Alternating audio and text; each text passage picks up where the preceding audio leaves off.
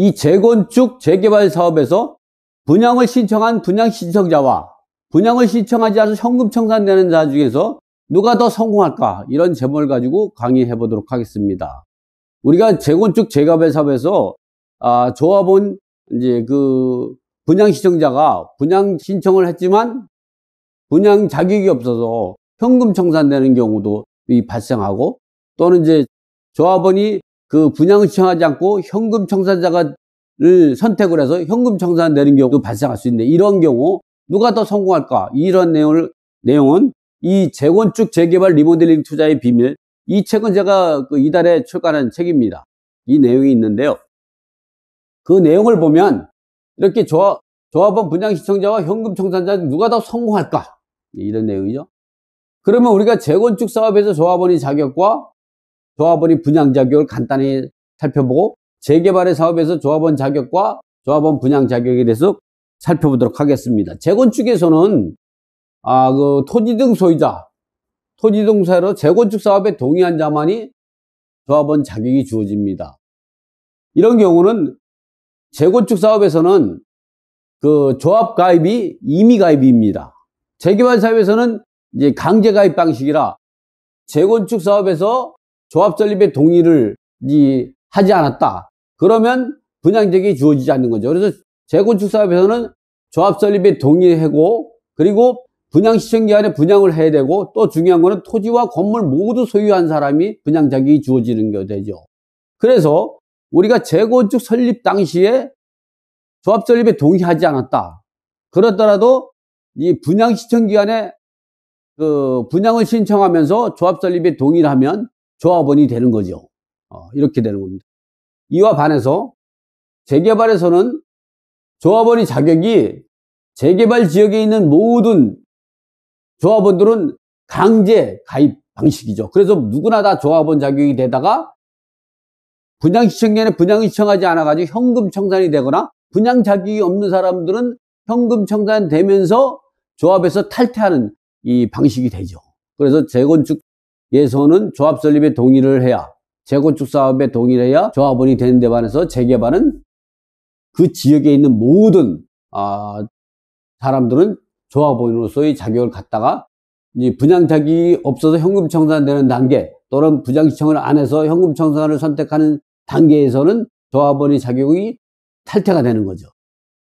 그리고 재건축에서는 토지와 건물 모두 소유해야 되지만, 재개발 사업에서는 토지와 건물 모두 소유한 자는 당연히 이제 그 분양 자격이 주어지고요. 토지만 소유한 자 또는 건축만 소유한 자 모두 자동적으로 조합원의 지위를 갖게 된다. 그러나 이러한 조합원들이 분양 자격을 가지려면 종전의 건축물 중 주택 등을 소유한 자.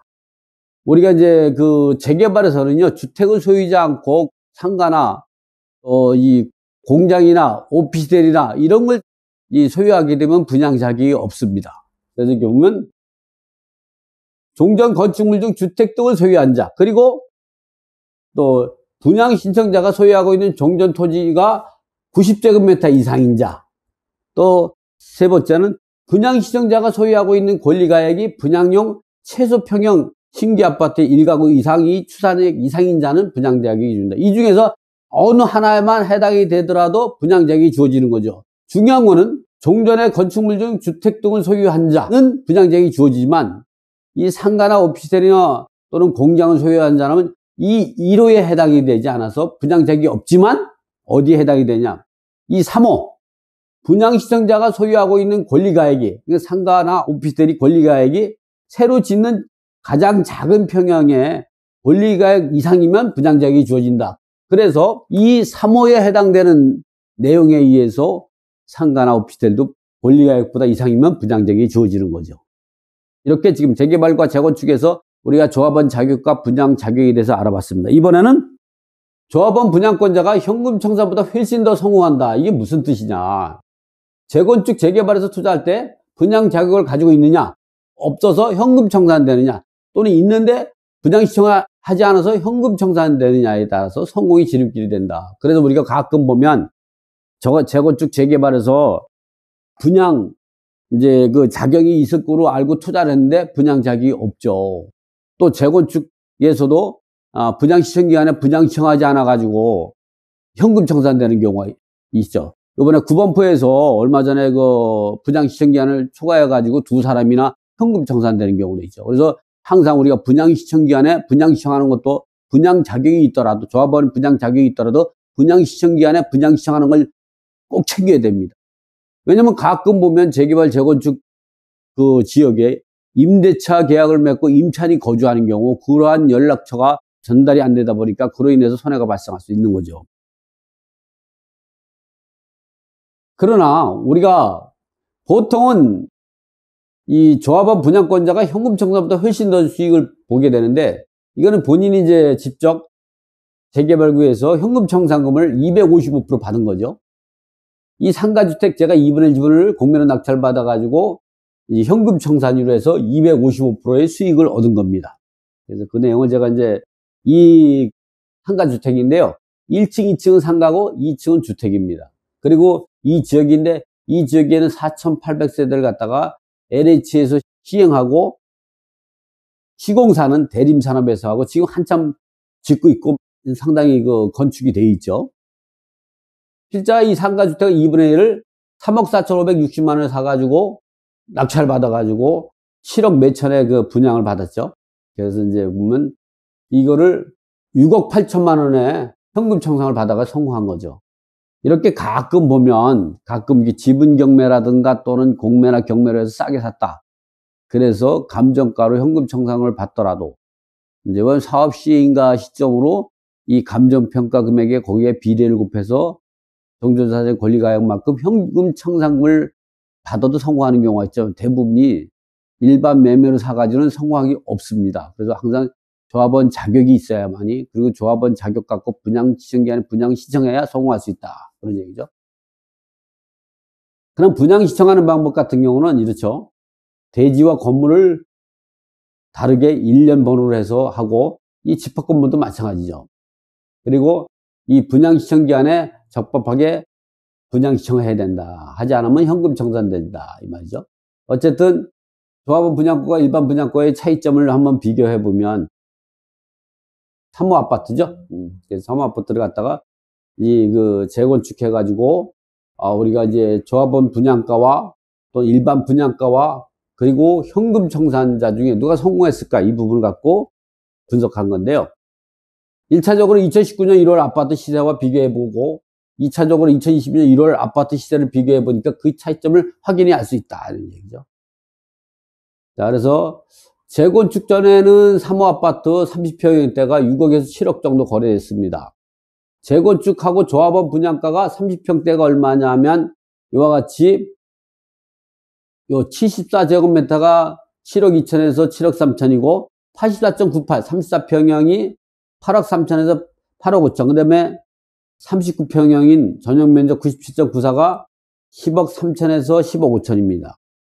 이것을 일반 분양가로 다시 계산해보면 그 당시에 현금 청산, 30평 현금 청산 받은 사람이 8억 3천에서 8억 5천에 받았습니다. 그러니까 이 가격대에 34평의 조합원 분양가대로 현금 청산을 받았죠. 이 가격대로. 근데 이거를 일반 분양가로 계산해 보니까 그 조합원 분양가가 한 70% 정도 선에서 이루어지고 일반 분양가는 한 그 100% 정도가 이루어지고, 여기에 현금 청산자는 이 금액이 되죠. 현금 청산 금액은. 그런데 이제 우리가 일반 분양권을 받더라도 로또라고 하죠. 우리가 로또. 이런 이유는 왜 그러냐면 여기에도 이 프리미엄이 붙습니다. 이게 새 아파트 프리미엄이죠. 이것이 보면 보통 여기서 한 130에서 한 150% 이게 붙죠. 근데 이 아파트 같은 경우는 이제 여기에 더해가지고 200%에 이제 지금 최근에는 200%까지 가격이 올랐죠. 그래서 제가 이 시세를 분석해 보니까 어떻게 되냐면은 2019년 1월 현재 이 아파트 시세는 30평형이 18억에서 19억이 가고요. 84.98이 34평형이 20억에서 20억 수준입니다.